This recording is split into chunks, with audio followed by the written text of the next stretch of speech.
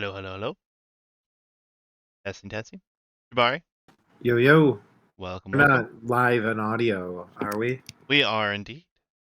Oh, well, good thing there's no viewers. Oh, two viewers. They're on their way, man. It's all good. Welcome back to the casting booth. Been a while. Yes, thank you very much. Pleasure and a privilege to be back, man. Yeah, dude, I think this bracket has been quite successful, and I think we're looking at a banger of a series here.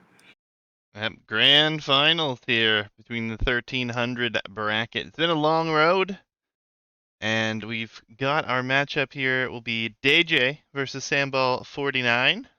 And we're going to take a quick look at the drafts and everything. If I could just put the right screen up there for you guys. There we go. So, best of 7. Going to be a lot of games potentially here. Maps, we're only missing 6.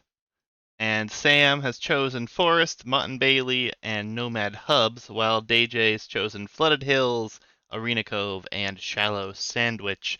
And we banned all the way out to have Lanes as game number 1. So, going to be Interesting, interesting. yeah. Very, very different styles, it looks like, based on the draft, considering we see mostly land maps for Sam, and then we see a lot of hybrids and water maps here for DayJay. Yeah, I would say DayJ focused water.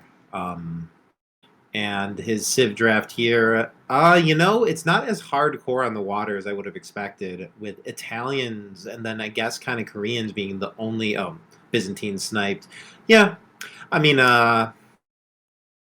interesting picks all around. It looks like both players have their 3 water civs, kind of. Sam's actually lacking in the water department. There's going to be at least one off-color pick on a water map, I'll say, per player. Yeah, definitely interesting, but gotta remember, Portuguese Dravidians, 2 solid choices on water. Lithuanians also really good on hybrid style maps, so maybe that we'll see that Civ on like the Shallow Sandwich or something. It's really impossible to say. And with Arena Cove, there's some other strategies, and Sam's one who has gone outside of the box, and we'll have to see if he does so again. Sam's got Cove in the bag. I have no spoilers for this set, but if I'm going to call one match or one game from this set, Sam has Cove in the bag. All Yeah. right. Bold So prediction. I know he's got a beastly build for it. All right, we're going to dive into game number 1. Jabari, you should have the point of view already. And Yep. we are going here. Sam going to open with the Turks here on lanes in blue, while DayJay will be with the Celts. And actually here, let me fix the scoreboard here. My apologies. Behind here. This is the grand final, not a quarterfinal. Did need to change that and forgot. So my apologies here, guys. Really nice graphic, too, for the versus screen. Yeah, I put a little bit of time into that before the stream started, and I like where it ended up. But before we start, too, you haven't had the chat box on screen for quite a while now. Is that intentional? Oh, I can throw it back up. Not really intentional, but it's up That's there up to for us you. now. I like it. I forget why I took it down. I think it was just because I was playing 1v1s or something at the time. I don't know. Not really that big of a deal. It's back up for those who wanted to see it, and hopefully you guys enjoy. Thanks for being here, guys. I know these players will definitely appreciate the audience. They've worked very hard to get here, and they've come a long way. So there's a lot of build up to this, and we see the first lane from Sam knocking out a goat here. Yep, Sam exercising a little map knowledge here. This is a fixed TC spot map, so yeah, you can guess exactly where your opponent's TC is, which makes it quite easy to lane. And yeah, Sam wasting no time going forward, sniping a sheep. Looks like he could maybe pick 2 more here. Possibly even take the elephant if he's feeling it. Yeah, I mean, he's in a good position to start so far. Could take away 300 food here, and he does have the benefit of the scout HP right now, so that is quite nice. Scouts with that bonus, though, with the goats, and Sam's just going to go ahead and snipe the other one here. So Sam coming out of the gates ruthlessly here. He's really looking to take the advantage here early on in this best of 7 matchup. He will be chopping towards the outermost lane over here. Wow. Yep, I like it. Sam's playing the map like a man who knows what he's doing. Yeah, fortunately though, there is a lot of hunt around, so DayJay could easily just push some of those in for himself, and he's probably going to be pretty happy with that. Sam is out of food under the town center right now though, so that kind of delays him a little bit. We'll see how that comes into effect. He's going to end up having to get loom here. So a little bit of a different build because of that, probably just due to all the attention he was paying towards the front here. Berries are nice and back here for DayJay, so those should be pretty safe, while Sam's are quite forward. So he might have some issues securing that. Would assume with Celts we're going to see some sort of militia line play here to start things off. Yep, I Jabari assume. with the sub. Yeah, Convenient timing. I was getting like pop-up ads in your stream, and it reminded me that I need to sub. Thank you, thank you. So the Like matchup. Celts, Go ahead. I was gonna say Celts is a pretty conventional pick here. The wood chopping is nice with that whole race to get to the side thing, though he's not using it. Men at Arms into or militia into Men at Arms is also kind of meta here, which Celts excel at. So Celts is a civ we've seen a lot here before. Turks is definitely an oddball pick for sure. Yeah, it's going to be interesting, but Turks do have quite the snowball effect if they can get things going right. If they get a castle up, Janissaries could be quite difficult to deal with. Will be interesting to see how everything shakes out, of course. But against Celts, Turks are an interesting choice. This goes super late here. I feel like Turks are almost favored in this matchup. Oh, I think that like if he goes Janissary, Turks absolutely rock here. I feel like it's actually almost a civ win if he's able to get to Janissary. The map is extremely light on stone, however, and like in competitive tournament games on non-arena maps, it's difficult to guarantee that you'll be able to go unique unit. And I also don't know if that's what Sam's thinking, but with such a unusual pick here, I mean, he must have either gone Turks for two reasons. One is because he likes the Janissaries. The other I can think of is because he likes the Scout bonus, like the armor against archers. I don't know. The fact that I don't know, dude. I can't make a prediction here. Yeah, I mean, it could be any number of things, really. I mean, the choices don't have to be conventional either for a best of 7. Perhaps he views his home maps as the must-wins, and this is just kind of a long shot for him. Who knows? DayJay and Sam both obviously getting through the entire bracket to get here. It's been a hell of a run for both of them. I mean, I think DayJay is like the 20 or 20th seed or something. He's up there. I'm going to have to pull up the brackets here for it, but nonetheless, it's been quite the run. Very impressive run for both, obviously coming through, and both of these guys upsetting some higher seeded players on the way here. Sam's the 5th seed, and DayJay's the 14th seed. I can pull up their elos as well for those who are interested.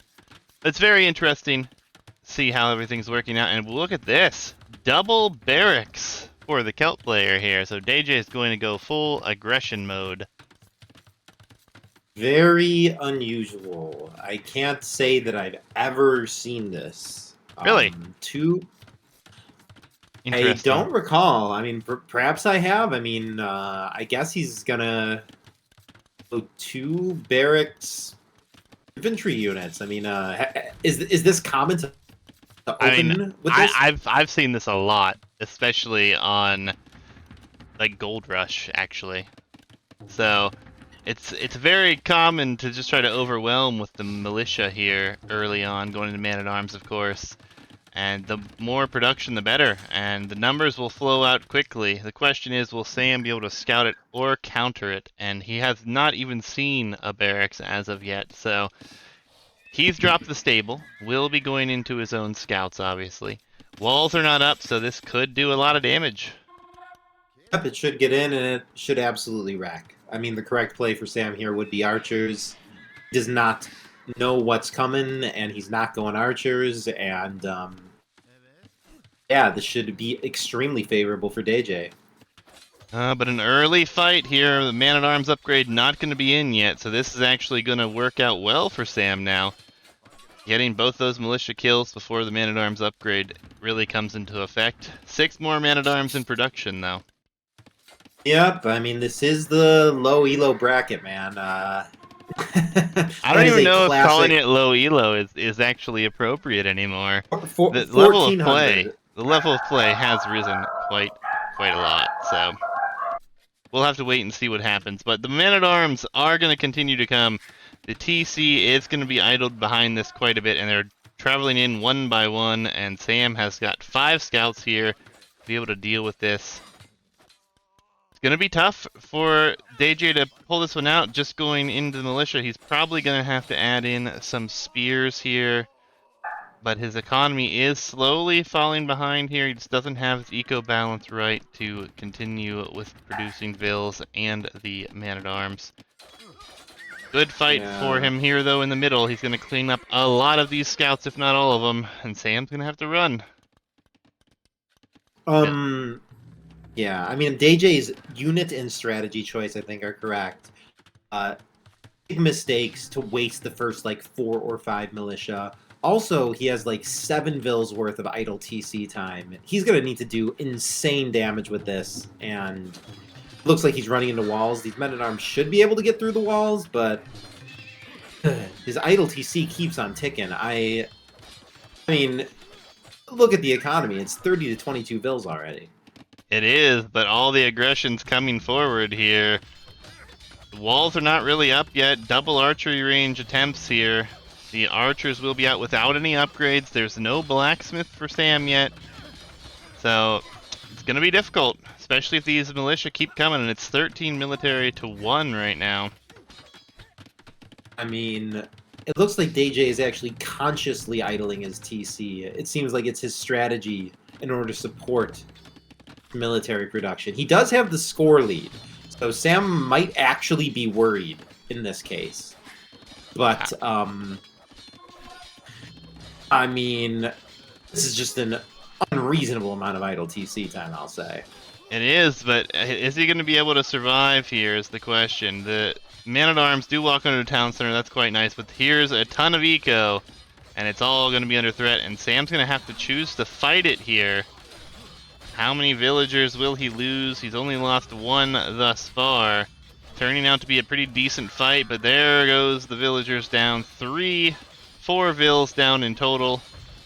And the aggression continues. The archery range is getting hit right now. He's just not been able to deal with it. Sam's going to lose another vill. Finally cleans up the militia, or the Man-at-Arms inside the base.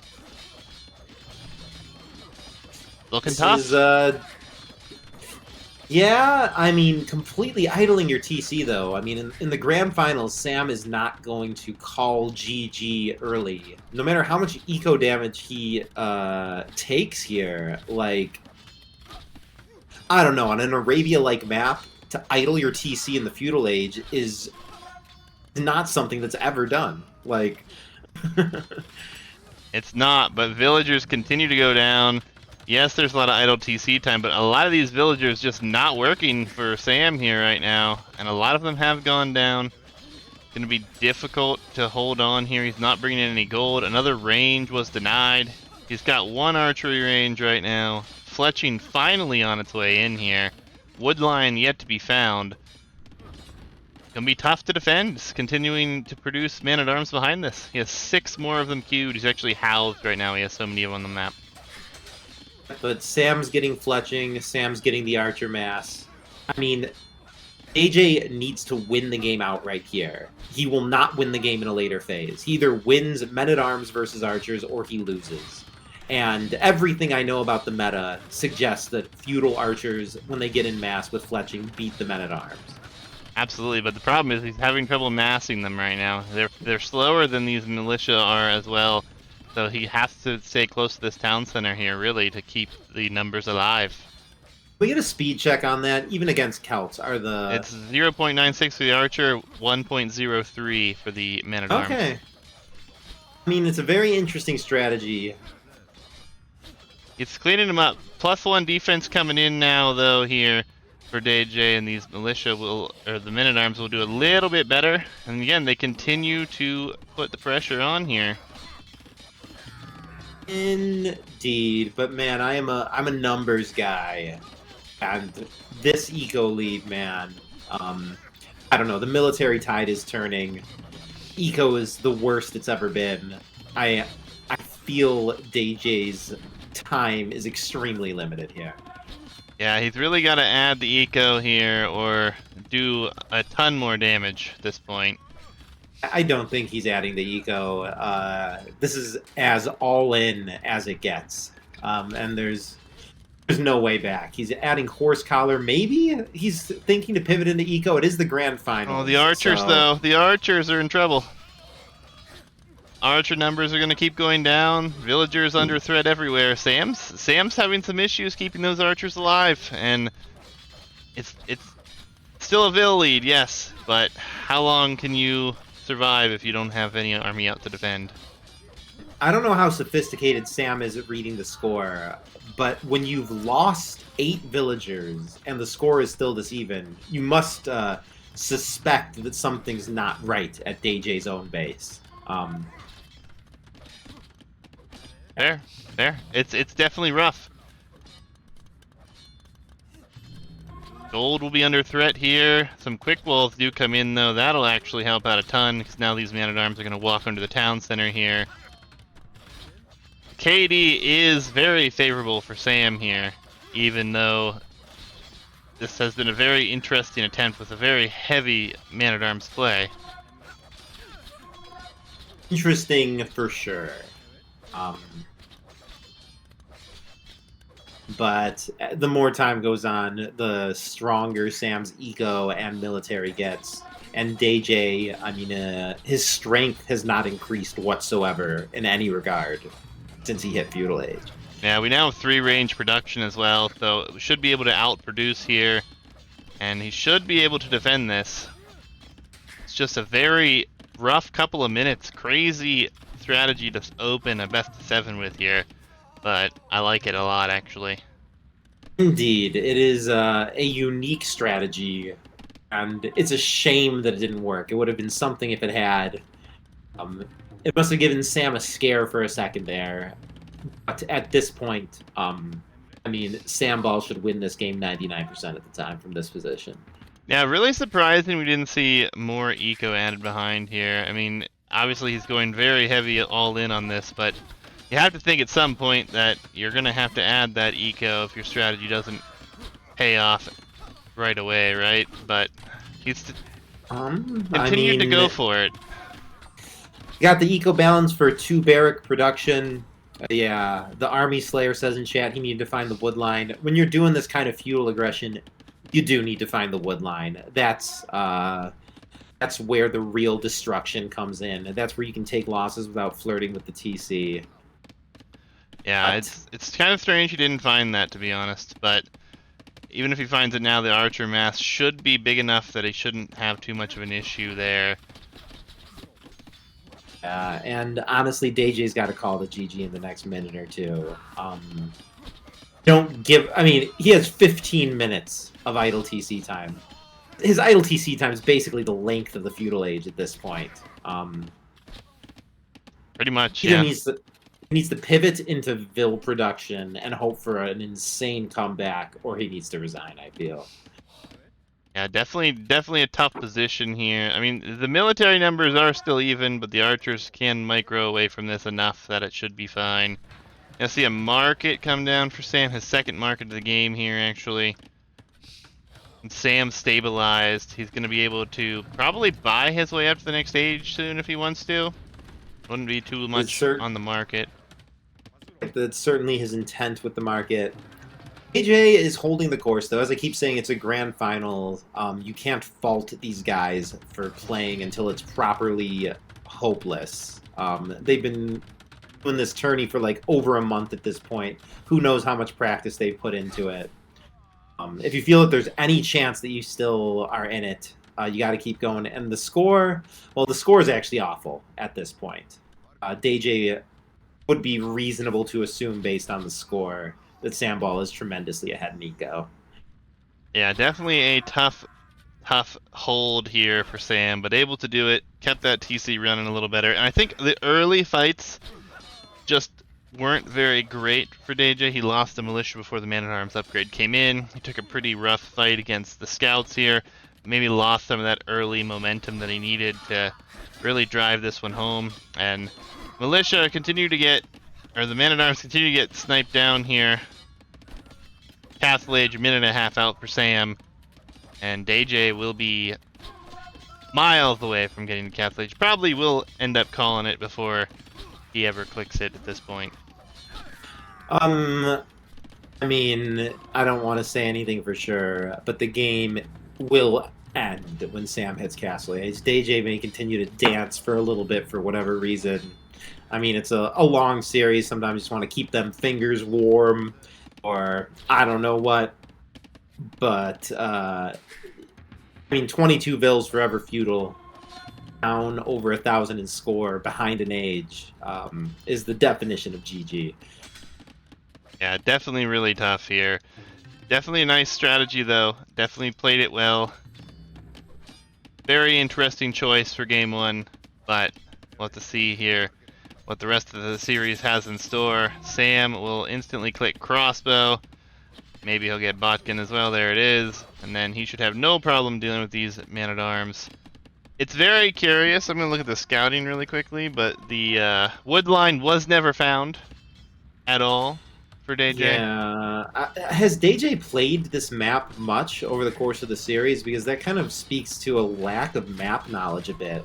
Like, any seasoned player on this map knows that there's two main areas to scout for the wood line, and it's either side. And DayJay kind of failed to probe either of those. I couldn't tell you, to be honest. I have casted so many games. I couldn't tell you if he played on this map specifically, but the GG will come in, and Sam will take game one here. 94 man-at-arms produced this game from DayJay. Very interesting game. I mean, I commented early this is the low elo. The specific thing I was referencing there was the fact that DayJay fought with the militia as men-at-arms was coming in. That's a classic mistake. He also trickled his units rather than massing them. These little things, I mean, the strategy was definitely viable, but when you're going for something so off-color, the execution needs to be on point, and it wasn't. Yeah. Sam with Turks as his last pick as well, so he's probably pretty happy with that win there. Definitely going to be interested to see how things progress here. We will see one of DayJay's home maps next. It will either be Flooded Hill, Arena Cove, or Shallow Sandwich. And I'll get us loaded into that game here in just a moment. Winning game one is just such a huge momentum swing. Samball must be feeling great at this point. He knows he just needs to win his home maps. I know Sam also feels pretty good about some of the water maps. Cove in particular, man, like I'm saying, Samball should be rocking this one. Classic Civ matchup. A couple top tier Civs here. And yeah, I mean, I've said it 1,000 times already, but watch Samball's build here. The shit's going to be tight. Yep, DayJay going with the Italians up against the Portuguese here. Sam has played this map a lot, I know, in the tournament, because he's had some very interesting and unique builds as well as strategy choices on this one. And we'll have to see what he has in store for us. DayJay also playing this one a bit, I believe, because this is his home map selection, and he chose to go to this one first. So probably fairly happy with his Civ and with his selection here. Byzantines were sniped from DayJay, though, and that could have been his number one choice here. Always hard to tell. Gotta say, though, I'm really happy with the draft system that we went with this year. I think it created some unique strategy choices and giving players that availability to pick their home map that they prepared every time out if they pick it first. I think really made it a very interesting bracket here. Very competitive. Lots of upsets, which has been quite interesting to see. It's a good draft format. I've voiced my criticism of the tournament format already. I just wish it was either double elim or group stage. I just, yeah. I went out after one round despite putting in a ton of practice. I just wish it weren't so. Fair enough. Well, we'll look into the future on those potential double elims or whatnot, but obviously it is a lot of games, a lot of casting, a large commitment to play in a tournament like that. So a little easier to manage this one here for now. We'll see though if the interest is there. We'll get a survey out to the players and anyone in the Discord that's interested in filling it out. Give us some feedback there. But for now, we're at the finals here, obviously. Sam taking game one. A very interesting strategy choice for DayJay, and didn't quite work out for him. Arena Cove, probably one of the most picked maps in the tournament. And we've seen a large variety of civs and strategies here, some even involving forward castle and monk pushes, which it's been interesting. Definitely been fun to watch. I continue to be surprised by the variety of viable strats on this map. While I believe the meta is still fast feudal into fire rush, in practice, lots of different things end up winning. Yeah, the map seems simple in theory, but meta is still not fully solved on it, apparently. I think just because there's so many civs now with so many options. And the players over all the different ELO levels all have a different idea of how to play it. I think that makes for some very interesting strategy decisions and can make things quite interesting. And I think we've seen that proven time and time again with these maps, even though we've seen these maps now for a few years in the Battlegrounds tournament series. Indeed, and yep, I'm just watching these builds here pretty tightly. Both players look like they got it down pretty close. Only one Vill allocation difference here, minimal idle time from both. Looks like it's going to be a pretty clean water war here. Yeah, timing's looking very even. A little bit more idle TC time for Sam here. Not by much, 3 seconds off is all. And I think both players are going to be clicking up here fairly soon. Loom in for Yep, if I DayJay. had to guess, Sam's going to click up at 21 Vills. Looks like DayJay will be going 20 plus Loom. Should be about the same timing. Yeah, it's an interesting situation. Obviously, timings can be really important in water. Definitely can give you a big advantage here. We will see the click for DayJay first. Sam force dropping off, and he will be clicking up here with a little bit more idle TC time. But all in all, we'll be within a very reasonable time of one another. Fishing ship And numbers 4-4 at the moment. at this moment, I favor the Portuguese. The Italians, their bonuses are used up until Castle Age. They get a cheaper click, they get cheaper fishing ships. But when it comes to the actual water fight, Portuguese have more HP on the ships. In the end, they both have the same. Actually, Sam has more Vills. He's just 10 seconds behind to the next stage. Yeah. He's gone no loom, is why. Indeed. Yep. Which also gives him additional gold in the bank. Yeah, it's It a looks like it's a strategy we've seen a few times. I don't think it's been underutilized though, even at the 1700 level, because you don't have any threats to your villagers unless you're repairing. So you can often delay this until there's a military unit on the water that could even attack you. So very nice strategy. 2 docks for each. Sam's a little late with his second. DayJay does not look like he's going for 3. So he's going to fall behind in military unless he looks to correct that soon. Yeah, but Sam can't afford to produce yet. He's gone for that dock too early. And he's getting double bit and dropping 2 houses. Doesn't have the wood to produce a single fire till just now. So he will be behind in the production, even though he will have more docks here to start things off. I got faith in my boy Sam here and his build. He's got enough on wood. He'll be a little slower to get him pumping, but once he gets the production rolling, he should be able to surpass the opponent in numbers. Yep, third dock will be on its way here for DayJay next after he finishes the house there. Double bit coming in for both. Fires are headed forward, and it's going to be 2 fires to 1 for a short time. We'll see how much damage DayJay can get. Yeah, fires are kind of slow at melting the fishing ships. I also like that Sam's gone for the inner docks. The fishing ships have a nice spot to run to. And that will give him a nice position to get his fires there. He's not running them, though, all the way, so he's taking some damage on them, but he will be able to get away with that for the time being. More fires will shortly be coming across, and with that additional HP, favored the defensive player always, but with that extra HP makes it even more favorable.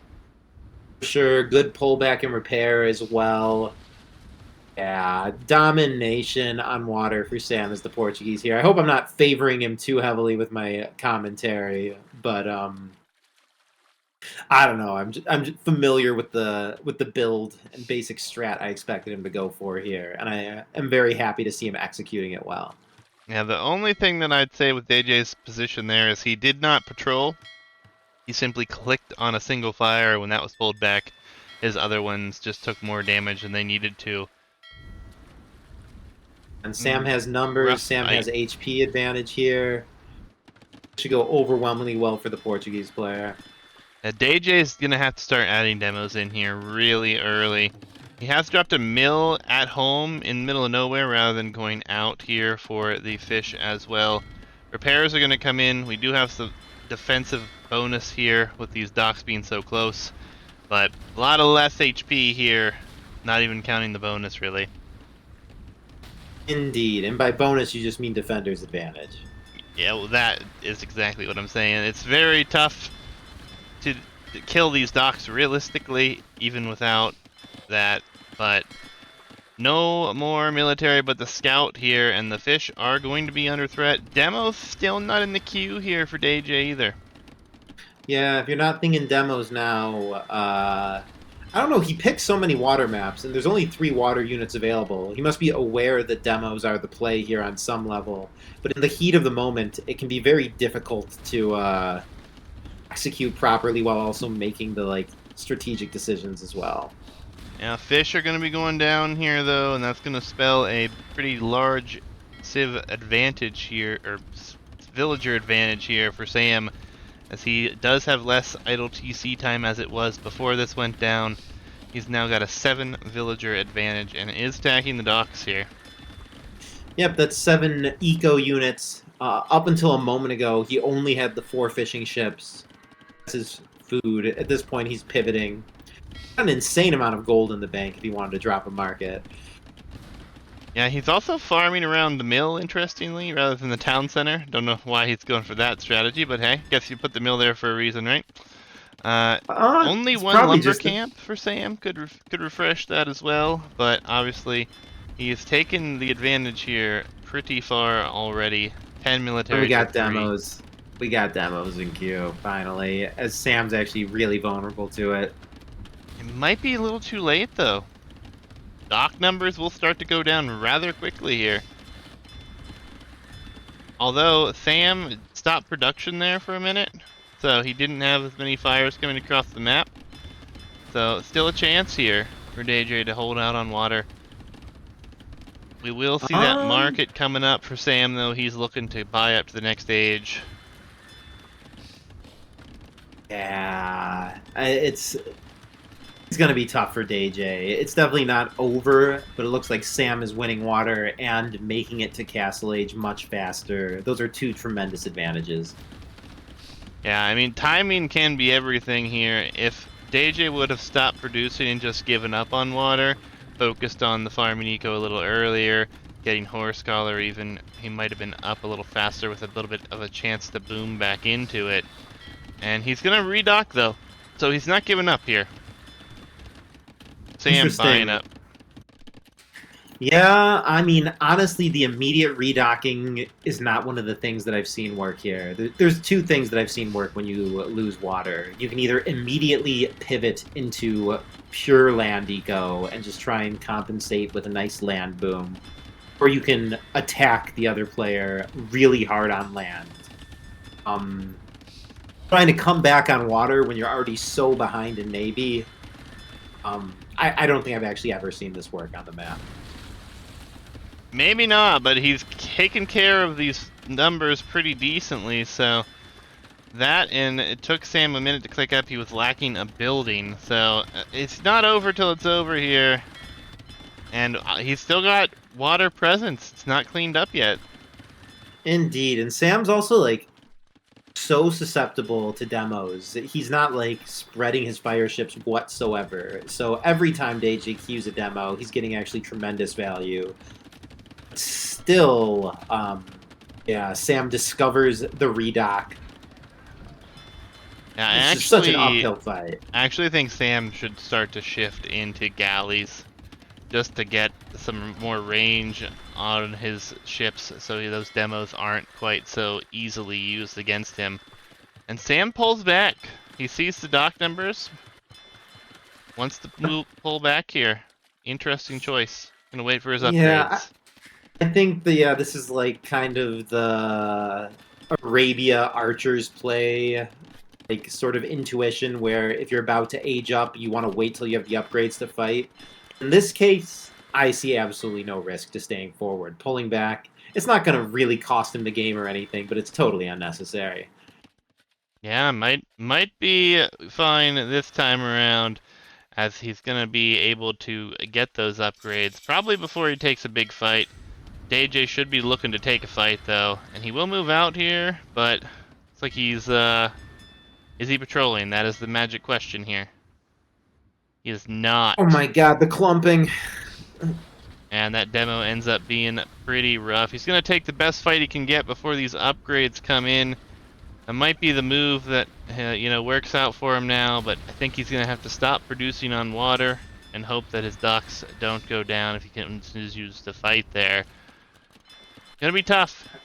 Gonna be very tough. He's just clicked up here not very long ago, and Sam gonna add that second TC. Already good farming eco behind this. Still has his 4 fishing ships. Gonna look to expand that economy. He's going Caravel, interestingly. I mean, I think it performs worse than Galleys versus Fires. It does. 100%. Yep. Yeah. I've seen a lot of confusion with the unique ships over both brackets. It's been quite interesting, actually. Obviously, the galley is better against the fires, but if he's just looking to do some damage here and get some of these vills off these docks, it's not the end of the world. It's gonna be really tough if those fires do close the gap and have their upgrades, though. They will absolutely destroy the caravels. Sam does have a 10 lead behind this, and he will be on 2 town centers here. Gonna be tough for DayJay to come back. Yeah, DayJay's just continuing to fight water while, I mean, falling behind in eco. The net result's going to be that Sam's going to control water and have a better land economy. I don't really see an end game in which DayJay wins this. You either have to win water or land, and it seems he will be winning neither at this pace. Yeah, it's gonna be tough. The War Galley upgrade canceled because the dock was going down too fast there, and rebuilt elsewhere. I like the persistence from DayJay here to continue the production on water and keep trying to force it, but again, I think his better bet would have been to get up, get to more town centers, boom up, and try to castle that position, redock later on. Does have, what, 3... They'll soon have another dock, so 4 docks. 1's going down, though. So it's going to be tough. Very tough. I mean, it could be argued that he's forcing Sam into a bit of an overcommitment on water, but ultimately, Sam is also ahead on land. So, I just don't see the scenario in which DayJay pulls this back. Yeah, it's getting worse and worse, too. We have the 3rd town center here. We're going to have a university and a monastery already. Sam's going Imperial Age. He's not gonna wait. He's gonna buy himself up if he has to, or sell some gold, or sell some food, and he'll be up to the next stage. Might even see the Fatoria play come in here. That few villagers, water control. Wouldn't be too surprising to see it. I would bet against the Fatoria, but you know, it's entirely possible. The military numbers are getting closer, and with all these caravels here, it might actually be DayJay's chance to pull this off here. Obviously, still going to be a fight, but it is possible that Sam was sleeping a little bit on the water. The caravels are also kind of useless without even fletching. yeah, caravel is just not the unit you really want here, and obviously the Portuguese with that extra HP, they're holding up well, but this is starting to get cleaned up, and water could be lost here very soon. Sam's going to have to commit even more to this if he wants to keep it. I think he'll just wait until he clicks to the next stage, probably. Get fast fires. Yeah, tech advantage on water is just so tremendous. If Sam gets imp, I mean, fast fire versus fire should be able to win if the numbers are even close at all. Yep, Caravel's all but going down here. And the water military is in favor of DayJay. Sam just needs to click up. Got some idols he needs to address as well. But with that advantage, it's very difficult for fast fires to lose against fire ships. So Sam's in chat saying he hates water. Would never think to get fletching. Anything you need for archers, you need for galleys, as well as a bunch of other upgrades. So anytime you're going for galleys, longboats, caravels, Therissidae, you need all those upgrades. Interestingly, I don't know if you need siege engineers for the Dromon, but I imagine that you probably do. If I missed another unique ship, if I missed a unique ship, please let me know. But I'm pretty sure I just rattled them all off. I know nothing about the Dromon personally. Dromon is my new favorite unit. I love it. It's like a mangonel on a boat. It's spectacular. Yep, and Sam's way behind on water. I mean, he has a big eco advantage. He's going to have a big tech advantage. Honestly, he should push DayJay on land, finish off his base. But it's very easy to get tunnel visioned here. And it seems like Sam is not thinking about land whatsoever at this point. He's got 11 on stone. I think he's thinking about it a little bit. Just no forward vills yet. DayJay, though, probably pretty happy with that position he's in after being able to take water back, and he forces the castle at home. Yep, a castle into a redock. It's possible that DayJay will maintain good enough numbers and have a fast enough imp that he'll be able to keep and hold water. And somehow this map looks like it's going to be producing yet another very long game. Yep. Loom on its way in here. We've reached Imperial Age, and now we're getting Loom. Very nice. We will see some upgrades coming in here at some point, but Sam not doing it just yet. He's managing his fire ships at the moment. I think he's trying to pull them back to the castle, but obviously should be fine to get the redocks in. Should be fine to get his techs in. And we see another town center out here for Sam, so he's on to more stone with that one. And behind this we see the university and the monastery as DayJay realizes he needs to click up to the next stage. He does have the resources to do so already though, so he should be clicking up as soon as those complete. Fletching just now completing for Sam. And no fast fire click, interestingly. Also, Sam's redock here is pretty horribly positioned. He should put it in the shadow of the castle for sure. I think he couldn't possibly get the upgrade out fast enough is why he's in this position, and he might actually not win back water at this point. It's 23 military to 2 right now, and the 2 are going to be organ guns and a scout. Nope, just organ guns. Scout went down somewhere, I guess. Very strange He deleted play by the scout. Sam here. No other explanation for that one. I mean, it is quite odd, but he has to feel like he's quite far ahead to be losing water on this map and still have quite the score lead here. Yes. But I guess I feel like, I don't know. I guess he accepts that he has lost water, but in that case, you have to be pushing land. With water lost, his like base is going to get pushed with cannon galleons. Yeah, here we go. Sam's dropping the castle on the enemy wall. Conscription and the unique tech for Portuguese. Is that Arquebus coming in already? I don't see it.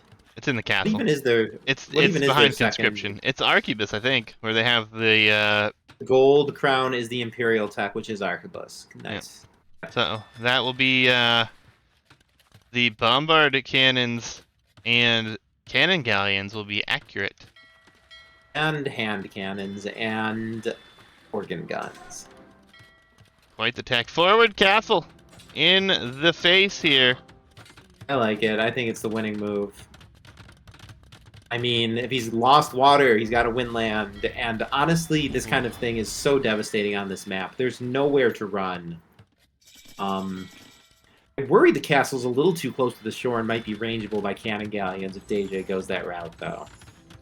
He's reached imp himself, so he will go into his own defensive castle. Galleon coming in for Sam, so he's not even going to go for fast fire. He's going for Galleon, and he's getting fire ships. I think Sam just is confused about his water upgrades. Yeah, he probably is thinking that in the same way the Castle Age ship upgrade applies to everything, that this will upgrade his fire ships.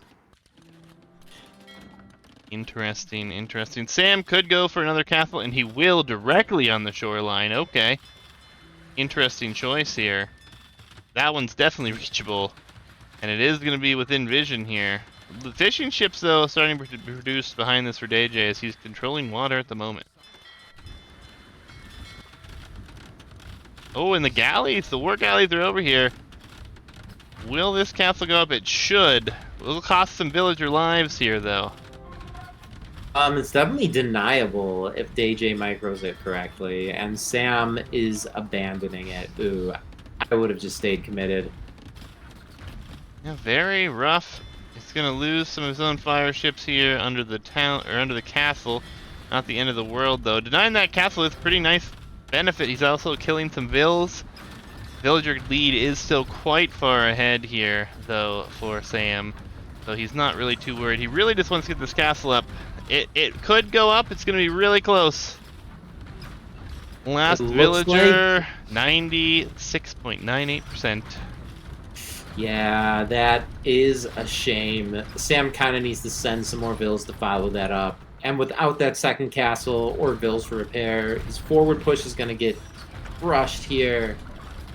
And, I mean, I kept saying I didn't see a way that DayJay would win this. It looks like DayJay in a favorable position now. Now Trebs is doing good work against the Trebs here as well. Not the best situation for Sam to be in. Those vills, there's only 4 of them coming. And that should be enough, honestly. They should be able to get it.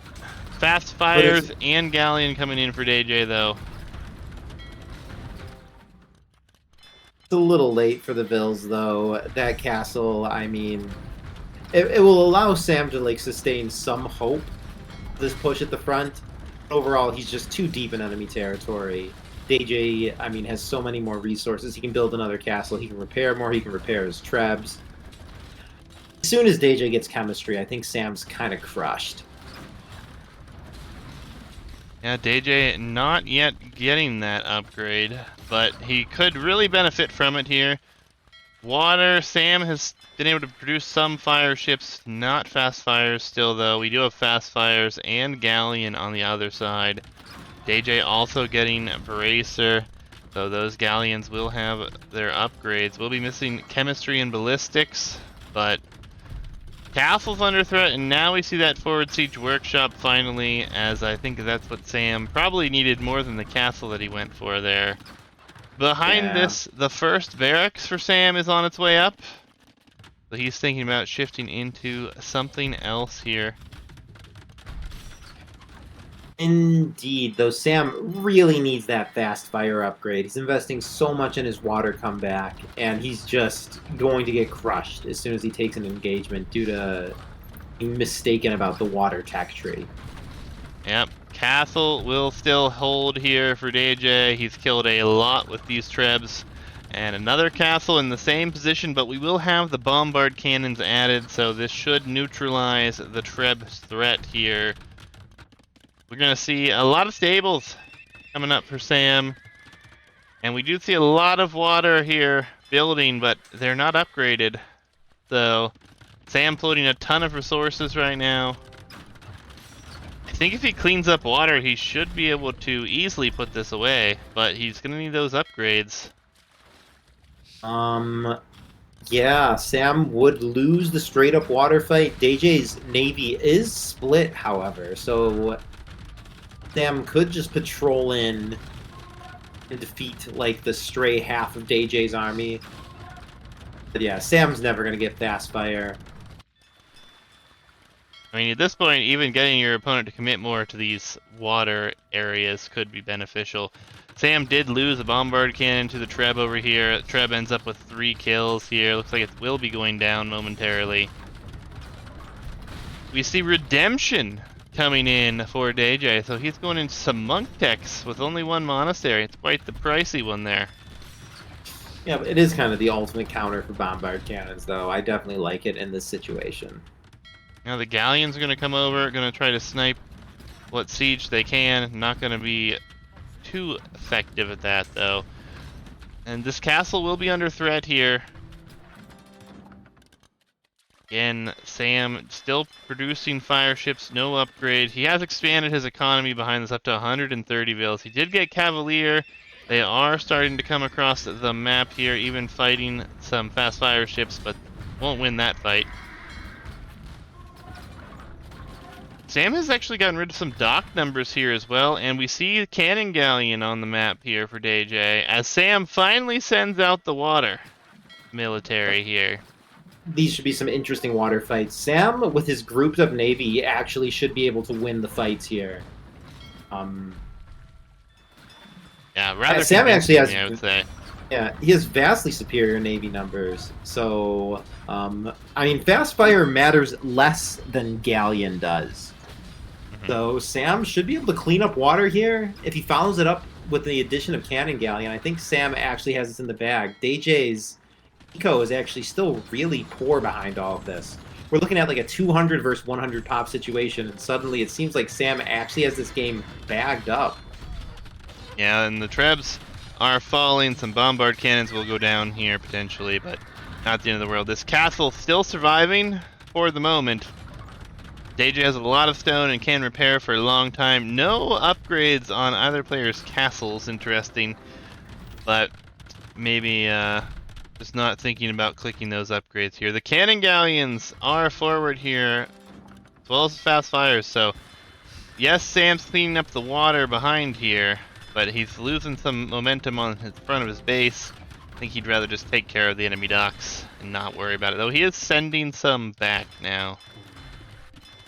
I would have preferred to see him send everything back, but, you know, this might be enough to clean up DayJay's navy, and ultimately, it's 200 versus 100 pop. I feel like Sam's probably just winning this with macro in the end here.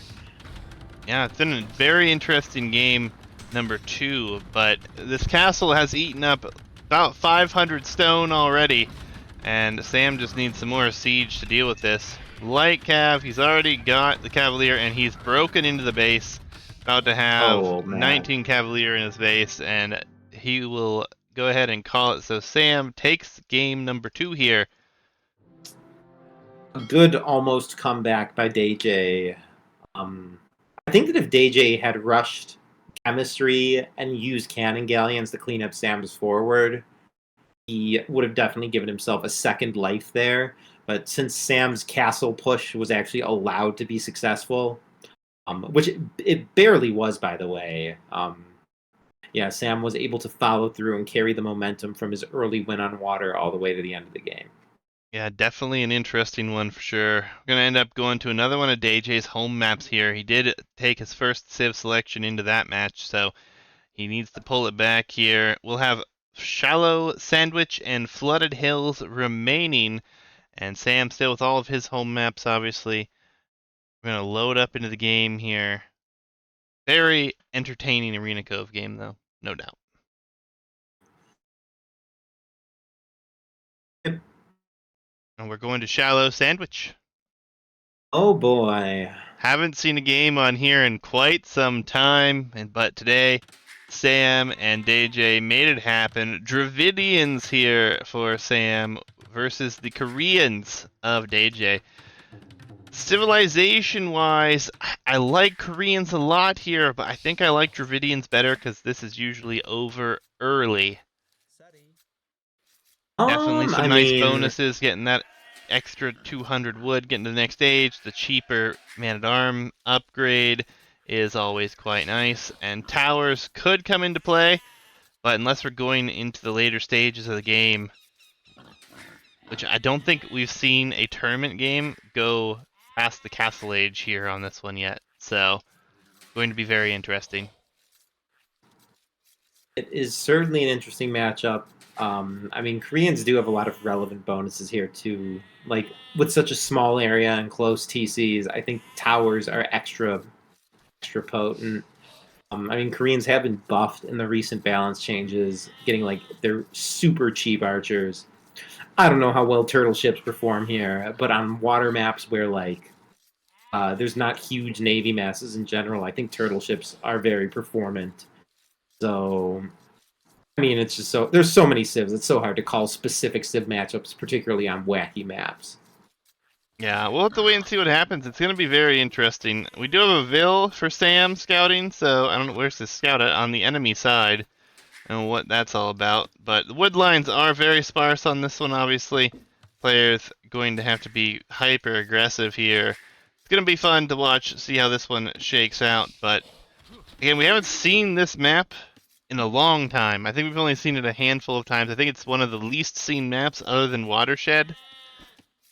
Interesting, we saw Flooded Hills and Water Arena more than we saw Shallow Sandwich and Watershed, actually. And I understand why. This is an incredibly awkward map. There's so many different ways you can play it. It's not similar to any of the other ranked maps, so players can't just like apply their intuition for how they would normally play something more familiar.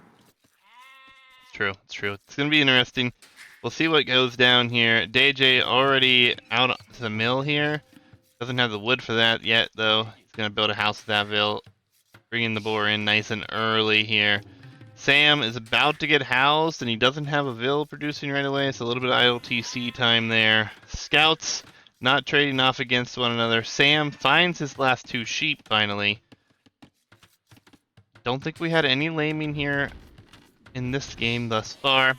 To wait and see if anyone goes for water. Sam has a lot on wood, so I think it would be pretty easy to see a dock come down for him. Also counting as a house can always be quite nice. Some HP loss on DayJay's scout. Sam's build certainly suggests water. Yeah, as the dot comes down. There's no land build where you have 7 on wood at this point. And DayJay is playing it extremely land-oriented, I'll say. With just 2 on wood, I don't think a Dark Age dock is in the cards at all. Yeah, and he's gonna get 2 more Vils and grab Loom, and then I think he's hoping he has the food eco to go up, and it's gonna be pretty close. Should be alright to do so. Probably going for that heavy tower play. I mean, towers and archers, it's a really nice, clean feudal play. I mean, the smaller the map, the more archers and towers are both favored. And what he did in Game 1 with the Men-at-Arms rush, I actually haven't watched all of his previous games, but just seeing what he did in Game 1 makes me think that he's inclined towards very aggressive feudal plays. Yep, he has clicked up. He's on to the stone already. 3 villagers headed forward, it looks like. And his scout was forward. We'll take a quick look at his scouting here.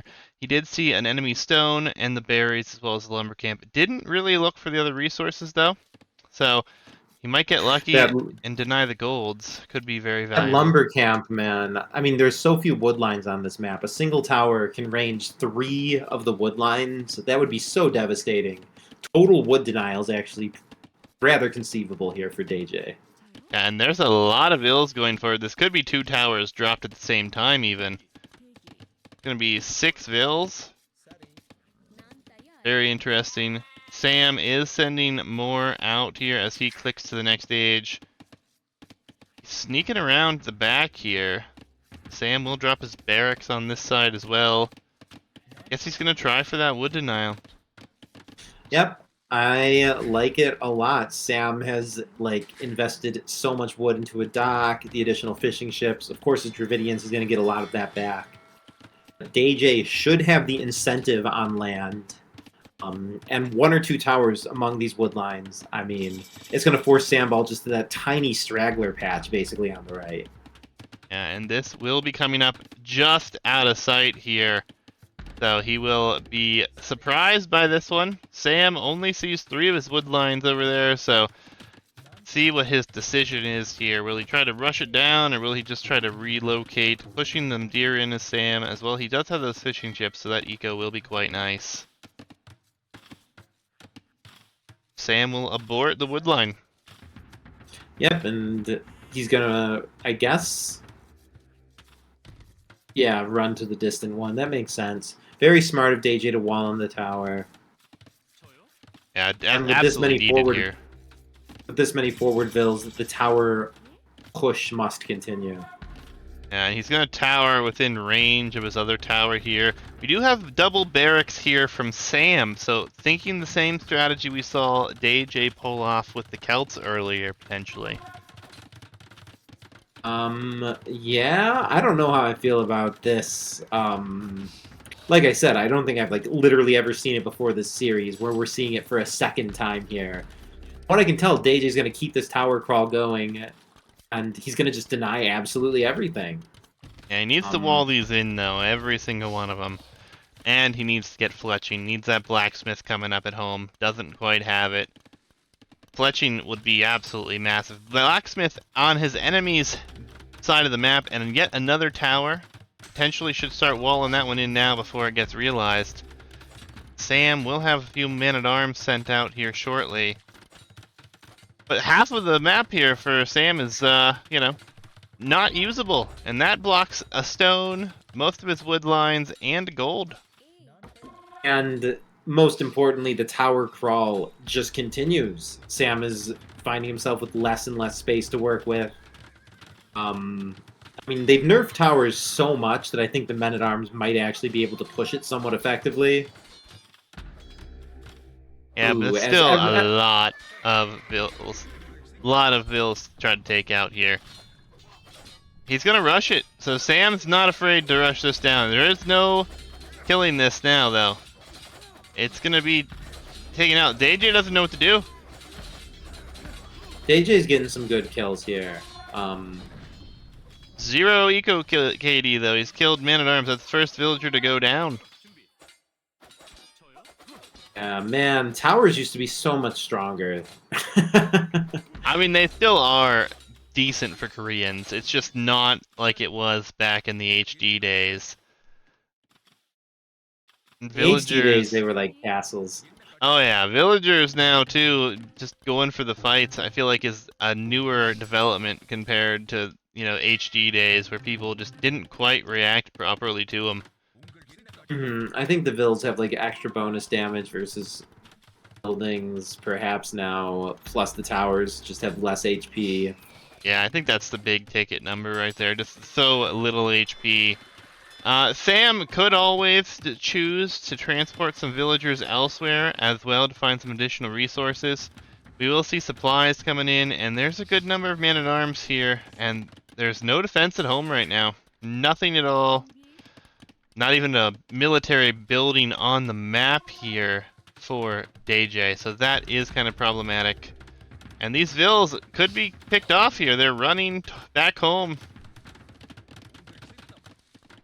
DayJay's strategy is just wrecked here. He did not prep archers or anything to accompany this. He was just going pure towers. The tower rush is stopped. And yeah, he's behind 10-0 with military. Behind 5 eco units.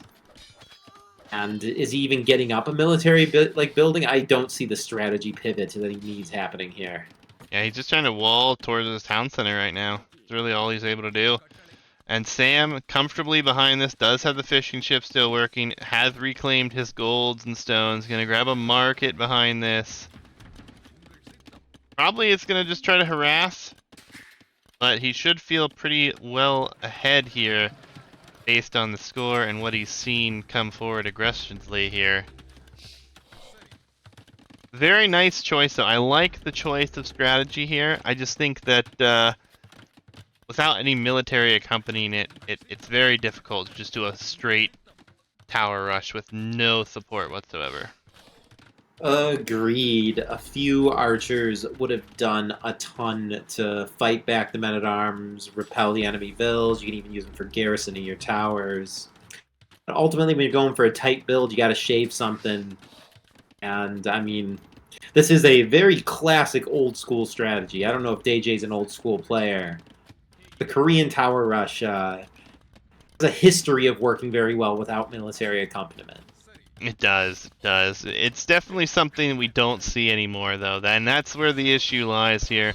This lone tower not going to be able to stop these men-at-arms from diving under it and taking it out before this other tower is built, in fact. Scout does get taken out, but that's not the biggest of deals. Some repair is going to come in on this, trying to save it, but it's going to be near impossible to save that tower.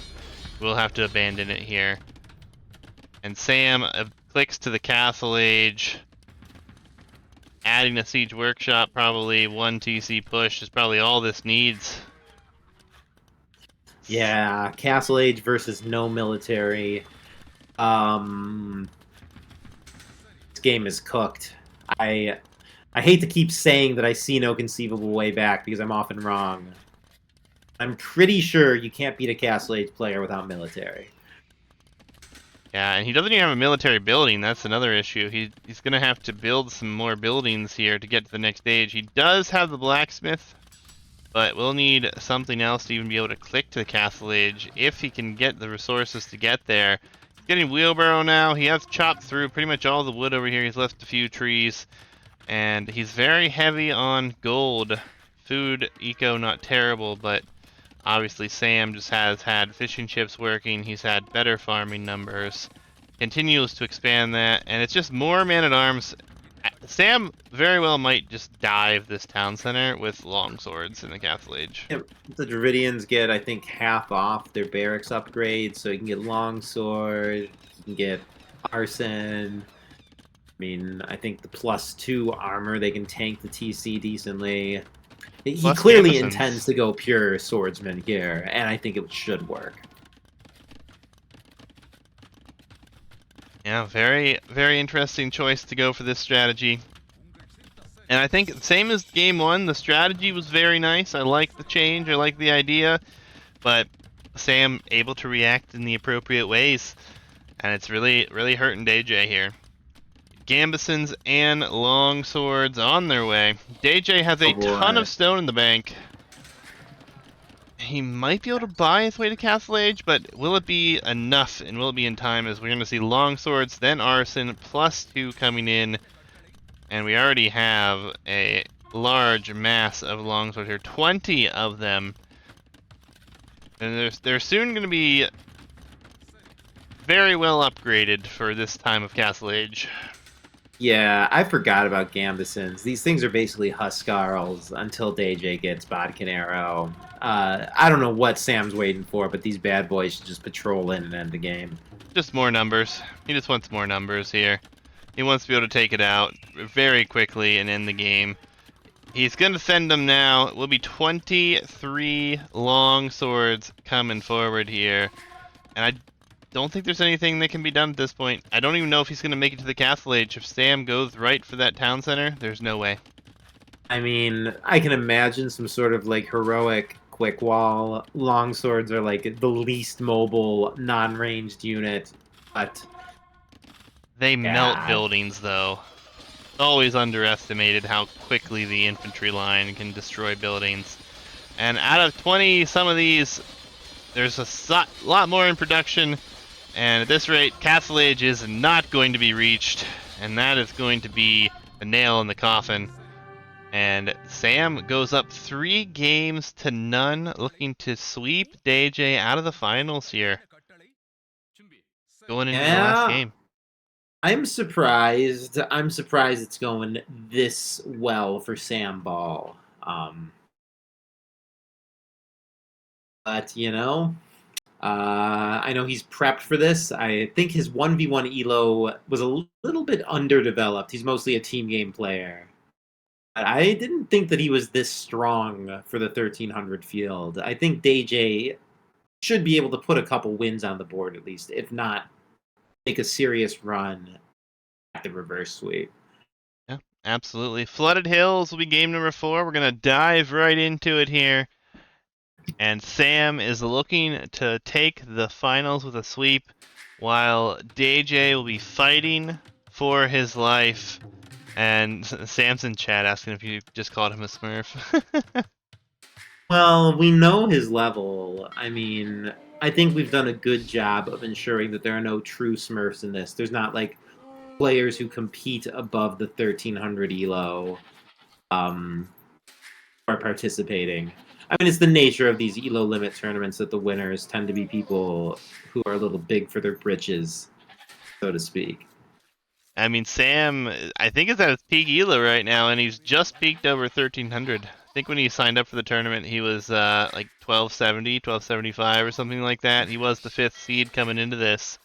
And, I mean, he did knock off some higher seeds. Captain Nipples, I think, was the number 1 seed. He knocked him off. I think he knocked Nipples, off... are you pronouncing that correctly? Yeah, I think so. All right. I mean, I've casted No One's Complained thus far, and I've casted all these games and have called him Captain Nipples the whole time. So he didn't even correct me. So I'm guessing that's the proper spelling pronunciation. All right. We have a lonely Well, alligator out here on an island. Alligators don't swim in this game. It would be entertaining if he could traverse the ocean. But nonetheless, Flooded Hills for game 4 here. Spanish versus Saracens. Saracens have been very heavily favored on this map due to the possibility of the market abuse, as well as the faster firing galleys, which has come into play a few times. So we'll have to wait and see what happens here, though. Elefantos on the map here, so a little bit more food out of those. Nothing too crazy. And Sam using that transport ship to get some scouting, save for DayJay. yep. Saracens are really nice here. It's kind of like so tough to get good food eco going here. Being able to buy food at good rates is very valuable, and I think often provides a decisive tech advantage. Yeah, I mean, I definitely think Saracens have been picked here multiple times for those very reasons. Up against the Spanish, obviously an interesting matchup. Hard to say what players would go with for Spanish nowadays, though. We've seen a lot of different plays with them. If they're allowed in, surprisingly, we've seen them banned quite frequently. So a lot of players not really wanting to face off against Spanish on some of these maps. I think it makes a lot of sense. Will we I see think a it's just. dock? When? I mean, you absolutely have to dock this map, right? I mean, I think it's necessary, but we've seen it happen less frequently than I thought we would have. But dock already up here for Sam, and DayJay not really going for that build, so I'm not sure we're going to see it here. Could see some sort of scout rush actually pay off, or an archer play here with Saracens pay off. Wood is, again, deniable here. Going to have to obviously spread out and, cover your bases, but having to move out for your first wood line and every wood line there on after, it is a very interesting position. This map is, possibly the most unusual of all the maps in the pool, I'll say. I've only played a few practice games on it, but it does not feel familiar whatsoever. Yeah. No, I agree. I've actually been very surprised how much we've seen it, to be honest. I thought for sure this would be one of the most banned maps that we had, and I just don't think that anyone really wanted to play it. And then we have a few players that chose it every time, so it's been very interesting to see how it's broken down. But with all these maps, couldn't be more happy. Huge shout out to Hitch, who's been in and out. Obviously, he's a very busy man, but he is the guy who made all these maps for us, and we've continued to use them and work on them for the last few years. So huge shout out to Hitch. I know we've got more maps that we're going to be coming out with and developing over, some more time, but good time to also mention, if you guys are interested, we will be having a team game tournament following this one, scheduled to start here in about 7 to 8 days, I think it is, the 24th of August. Assuming we get enough signups right now, we don't have a lot. So, if you guys are interested, same maps but 2v2 setting, and your average dealer just has to be below 1700 1v1 to participate. And then we'll be balancing the bracket by seeding out of an average elo between both players against obviously the other players, just for seeding purposes. But we'll see. Looking forward to that one. Some walls for DayJay. Extremely interesting play by DayJay here, I'll say. Still no dock. I mean, in my experience, Navy versus land army fights are always won by the Navy. I guess it's conceivable archers or scouts could completely deny the wood line here as DayJay pivots into a dock. So no fishing, feudal dock play from DayJay. With a back dock, I guess he's opening galleys. I don't know. This is so confusing. Yeah, it's a very interesting play. Sam, though, looks like he's just going to go for a castle play with this timing and the up that he chose to go with here. Got the 3 fishing ships working. He's dropped a bunch of farms here. He's not too far away. Castle Age could very quickly be approaching. We do have a stable market here for DayJay as well. It's a very interesting play from both. I think we're going to get a fast castle out of Sam. Fast castle into castle drop conks, I guess. Neither player is fighting water. I mean, currently, we're just going to see some market abuse. We'll see DayJay selling the stone, buying a bunch of food, and he's not going to be able to click up even still. He's queuing scouts. He's not going fast castle. Yeah, a lot of scouts. Yeah, the scouts should devastate. Sam is completely undefended on his wood. Fire is not going to do the trick here. Sam needs... I don't think Sam has the quick walls in him. I think Sam's going to get completely wiped by some scouts on his wood line. That's a very interesting play. He will have some fires, though, and fires do a decent job against scouts. Does Sam see this, is the question. He does... Oh, no, he didn't. It popped into view for just a second there, but unable to see it happen. Very interesting here. Sam is going to be clicking up here very shortly. And then what? Does he have a tower? He's putting a tower on his wood line, so he's going to have some protection. He has 9 villas out there going for a second wood line as well. Quite the interesting choice here. Ooh. Yep, I like the tower. And we're transporting with the Saracen extra space here, huh? Only got 5, though. I guess that doesn't really come into play, but an interesting choice to transport instead of run across the map. I don't know if it's faster. I don't know either, but he is going to be able to find some damage potentially here. Where will he drop them off is the question. He knows where the enemy wood line is here. Sees the tower. That fire, though, gonna have to be careful. Scouts get dropped off. Villagers are loomed, I assume. We do have a loom. Fighting under the tower. Sam is just gonna fight this. No, he chooses better. We'll lose a few vills in the process, though. At least one gone down. The tower does not have space for all of them. Yeah, Sam is on the way to Castle Age, and he does have 5 on stone in the north.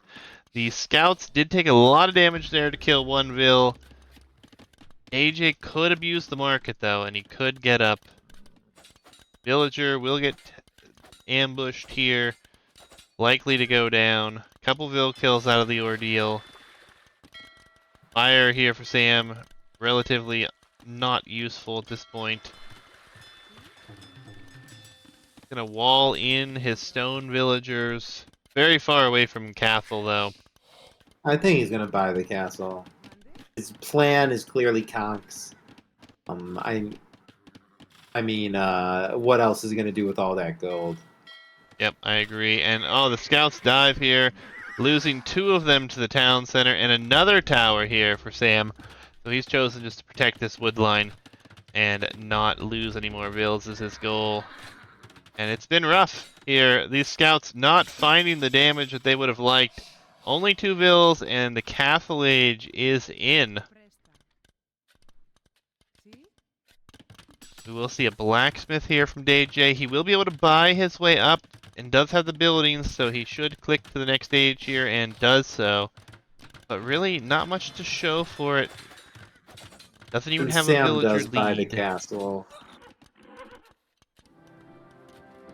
It's not a bad place for one either. On the very middle, in front of your entire economy. Got some gold and some wood safe there. What will be the play It's conservative. here? It's conservative. I think he actually might have had the position like castle drop DayJay's base and ended, but I can understand not wanting to take that risk. Yeah, he did delete his house up here. I guess he's gonna send more onto stone, most likely. I think it's a TC placement up there, probably.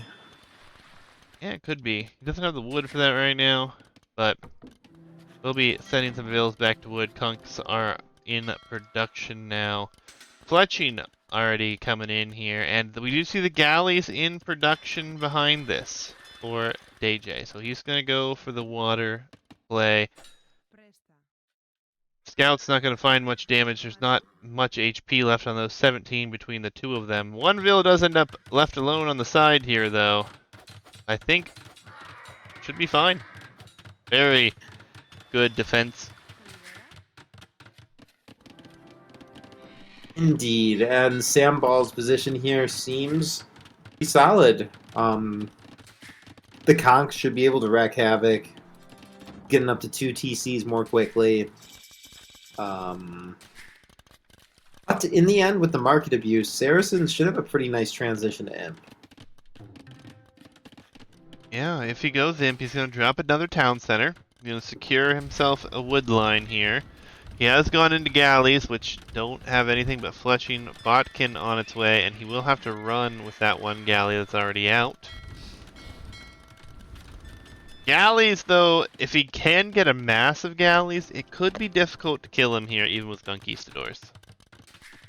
Oh, I think galleys would wreck conquistadors. But the fires in combination with conquistadors, I don't know, man. Sounds like a tough micro fight for the galley player. Oh, absolutely. And Sam Zico behind this, he does have quite the lead right now. He's still heavy on stone. He is 2 town centers. Second town center about to come up here for DayJay. And we will see the war galley upgrade complete. A few fishing ships likely going to be under some trouble back here. See if DayJay pops out to deal with that. One galley did sneak around the back here, which is quite nice. It looks like Sam realized it though, and will choose to retreat with those.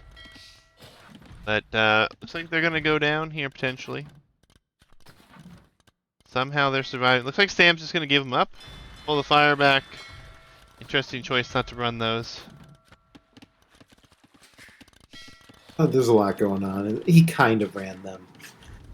Yeah, he will clean that one up. We'll end up with only 1 fishing ship remaining. Only a 5 villager advantage at this point.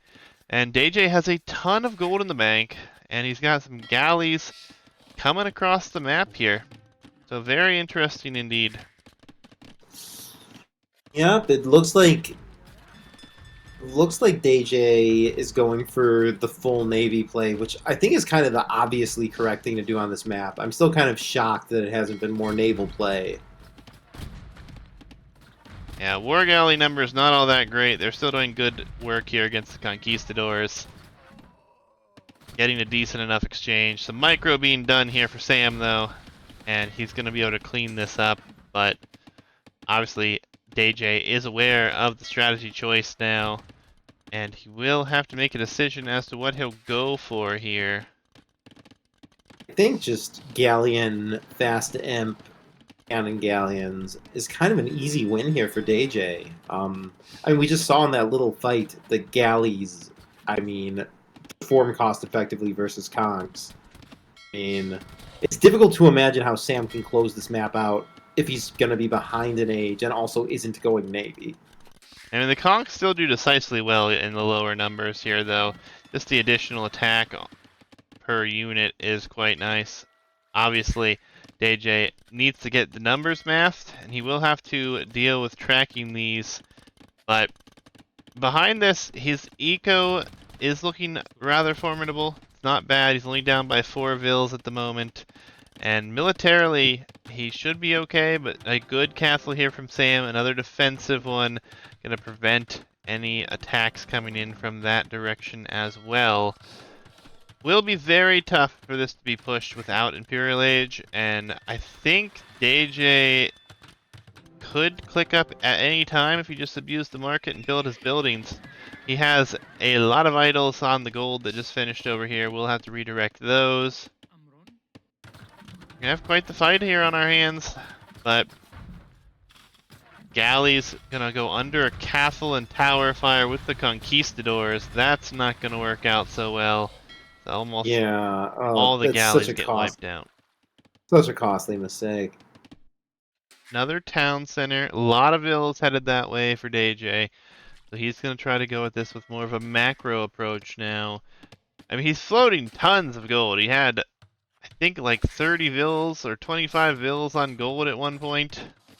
Quite the heavy commitment to gold, but with Saracens, definitely viable just to abuse that market. I agree, and yeah, I think if DayJay just rushes in, it's a nice little ball of galleons plus some cannon galleons in there. I think he can close this out pretty easily. Like the Conquistadors, I guess I've never seen them fight Navy, but my sense is that they won't scale too well. Yeah, I mean, right now they're going to scale decently well just because of the attack and the lack of HP, but obviously no bloodlines on these Conquistadors yet. It's gonna be an interesting fight. The faster firing galley or galleon, if we get to that point, should be able to win. Can never rule out adding in some demolition ships as well. Can always take out a lot of units at once. But in these low number fights, the Conquistadors will always win. Do have some fires moving around from Sam, so he's looking to clean up any fishing eco, maybe pressure the docks, and there we will see the demolition ships coming. Yep, a big demo on these conks would kind of end the game. We'll go after the ships instead. There's not much eco here, so it shouldn't be much of a concern. The galleys are slipping around to the back here, and there's a lot of rangeable eco here. So Sam did click to the Imperial Age first, though. The conks are in, and oh baby, there's a demo. Oh no. Not gonna end up getting hit. Very close, though. That's a clenchable moment right there. We'll see some raiding going on in the back here. Sam, though, able to maintain his lead here at the moment. And the galleys and the demos will constantly be trying to pick off these Conquistadors in low numbers again, not being the greatest position here. Really kind of surprised that DayJay hasn't tried to build what he needs and click up here. I mean, the map is so chaotic and hectic, it's difficult to execute on, for sure. DayJay with the Saracens floating 3,000 gold.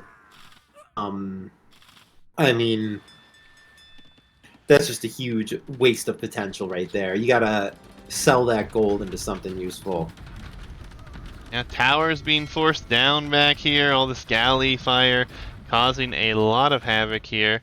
Only getting 4 kills, but forcing some towers. Lots of Conquistadors did die to that town center as well. Sam gonna sell a bunch of wood. What will he be going for is the question.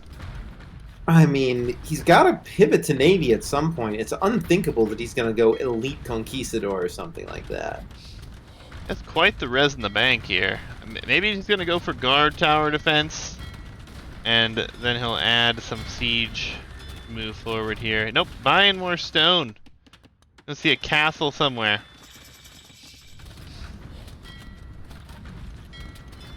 I guess the front, indeed, yep. Dock is going to get wiped out here, so Sam has 0 docks left, just a transport ship. And it will be a forward castle, and DayJay just electing to take some stone underneath of it. Looked like he had reacted to it for the moment. Galleys coming forward here, though. The war galley, will they be able to do enough? Probably not. Castle's going to go up here. Spanish builders. It's a good castle, and if Sam's actually able to close this out without Navy, I will be shocked. It appears he's going Cavalier and intends to do just that. It's already been kind of shocking. He's been able to do so well without going for any sort of a water position. DayJay buys stone. Is he thinking of his own castle here? He's not an Imperial Age yet. I think that is his goal, and he will drop a castle here. In a very odd position, I think, though. I think it's being dropped to optimize slowness of killing. It's kind of like off to the side a bit. Yeah, maybe he's just wanting to go imp with that. The galley number is only at 9. He does have 7 in production right now out of 3 docks, though. Yeah, but with Sam's stronghold of castles here, the galleys have to go a really long way to do any eco damage. And if the galleys leave their post here, DayJay is completely undefended. So it seems like Sam's kind of forced DayJay into a defensive hold here. Yeah, absolutely. And we'll see what it comes with here. We're getting a lot of upgrades for Samurai. We got Botkin Arrow, he's getting the first infantry armor upgrade, and now he's getting bloodlines. He will run into the castle here. This castle does have the Botkin Arrow upgrade, and all the conquistadors are going to go down here. Sam not reacting. Yeah, well, he's pivoting to cavalry. So I guess he won't miss those conquistadors too much. It seems like the infantry armor was a misclick. He definitely wanted to get cavalry armor, I'd say. Yeah, it would make sense here, or maybe even foraging would have been made sense here. Imperial Age for DayJay coming, though. These galleys, they continue to run into the castle here. This castle has 7 and now 8 kills. He just needs to garrison those numbers and save them for a rainy day. He does get some demolition ships out as well. Is he going to try to protect himself with demos here? No worries, Gio. Sam's gotta do something fast here. I feel like his strat, I've been saying it all game, I think it's the inferior tech choice to go land army. He's not pushing with any siege. Only 4 now, 6 cavaliers with armor. It does not feel like a game-winning army to push with 6 cavaliers on a water map. Doesn't, but he doesn't really have to push right now, and that's his goal, I think. He's getting guard tower. He's just going to build up the resources. I think he's saving for Paladin, because he's got tons of res in the bank, and he's not producing much. So I think we're going to see the Paladin click before long, and if Paladin comes in, I don't know if there's anything DayJay can do, depending on the numbers here. He's got Mamelukes, but it's only 8, and they are lacking the upgrades. In my experience, if you just get husbandry, 8 Mamelukes can defeat an infinite number of cavaliers with good micro. An infinite number. Alright, this is going to be an interesting scenario we have to make for you, Jabari. What I mean to say is that you can micro them to fight extremely cost effectively. No, that's definitely true. We're going to see Trebs immediately. Paladin has been clicked for Sam, so he's going to slow roll this into Paladin here. And he's got the farming eco set up. He has 34 farms. Very good, healthy farming economy. And he's got guard towers and castles everywhere. Only 8 Mamelukes, slowly getting some upgrades on those. I think Sam's macro will carry him to the win here, even if he loses the fights, which he should by all rights. He's fighting a counter plus a large navy. But even if he loses the fights, 90 to 60 Vils is a pretty tremendous eco lead. Yeah, absolutely. And it's going to be tough to take this all down, but I mean, the Paladin upgrade's not in, +2 is about to come in. The Mamelukes are headed over. This Treb could go down here. Looks like it probably will. Still, man, he's taking this fight right before the upgrades. Does he really want to trade his entire army for a single Treb? Or two? It's Yes, getting yes. 2. I mean, he wants to keep his castle alive. I don't really understand it. Castle's not in the greatest position. Doesn't really defend anything over here. But he will defend it. He did see the Mameluke choice. Paladin is in, though. Paladin do still lack some upgrades, but Paladin's still a very strong unit. And interestingly, he didn't actually show Paladin there. So DayJay probably doesn't suspect that he's clicked Paladin. Yeah, still only 8 Mamelukes as he's trying to get more Trebs out here. I think another Cathel could be huge, but he's not on stone here at all. One watchtower is dealing with 2 guard towers right now because he's got it garrisoned and he has the better upgrades on those. Trebs. Sam's got to go for some raids or something. There's just no way he's going to be able to win a straight up fight versus Navy. Galleon is coming in. We do have some demos here. There's 10 Paladins, but here comes the demos.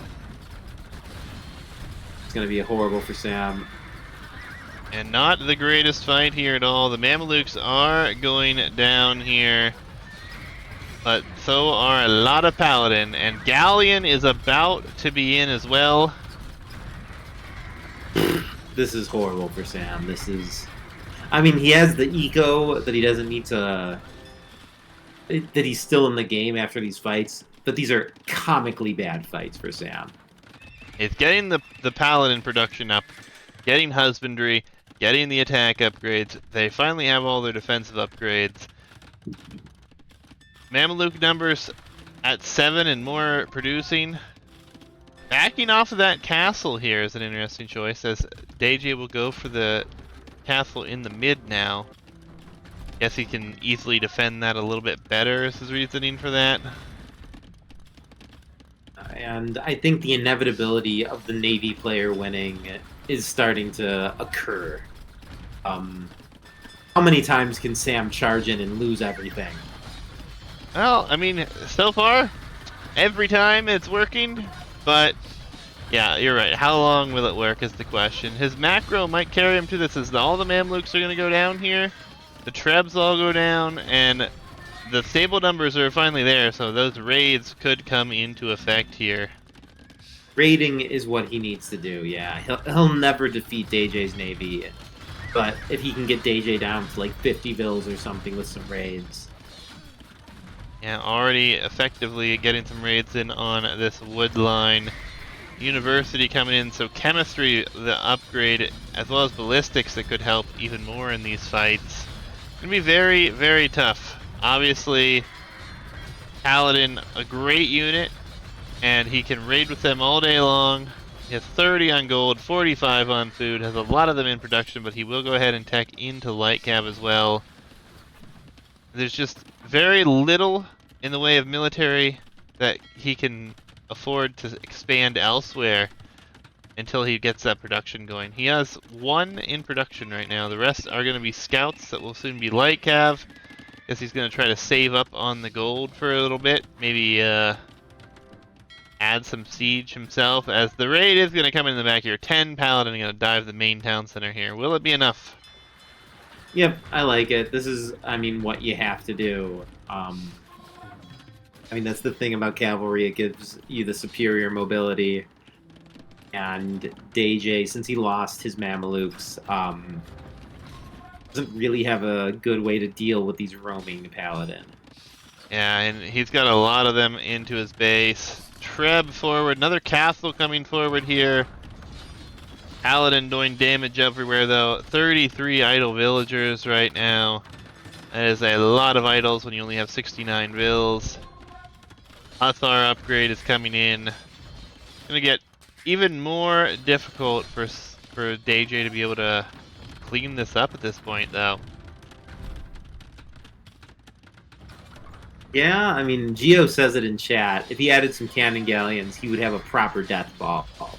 He could position the units such that they are invulnerable to melee land units. Yep, there's some camels coming out, but they are lacking a lot of upgrades. And obviously they're outmatched in tech. And again, the Paladin and Hussar mix diving here. And we'll take out the Treb yet again. A lot of Navy going down here too. I'm shocked. I don't think that if microed, I don't think if DayJay microed his Mamelukes and Navy better, I think he would have won. But Sam wins without any Navy. Yeah, with a sweep, an impressive set between the two. Obviously, big congratulations to Sam here for winning this one. Been a hell of a ride. Congrats to DayJay as well. Hopefully you enjoyed your tournament day. Making it all the way to the finals of any tournament is always something to be really proud of. So, congratulations to you both. And both of you get a little slice of the prize pool. I'll message you guys about that later or tomorrow, and we'll get you guys your winnings. But congratulations goes to Sam. 1300 bracket winner here. Taking it in a sweep. Impressive. We'll update the bracket just so it's completed here, and we can see how everyone went through the bracket. Obviously, spoilers are already in, so we're just gonna dive into this. Sam, the number 5 seed, taking it 4-0 over DayJay, and obviously it's been quite the run here. Sam coming all the way from the round of 32, obviously knocking off number 4 and number 1 seed before taking out DayJay today. DayJay also knocking out some higher seeds here, ends up taking out the number 3 and number 6 seeds, and the number 7 seed, as he was the 14th seed to make it to the finals. So, quite the impressive run for both. GG's. Indeed, yep. Very creative play from DayJay, I'll say. Yeah, definitely an interesting choice on some of the strategies. I think if Sam didn't react appropriately to the game 1 situation, I think it could have went the other way quite easily. And I think that you just can't do a naked tower rush anymore. It's just not going to work out. But I like the strategy choice, and it was definitely fun to cast the set. Hopefully you guys all enjoyed. Thank you for everybody who's been here.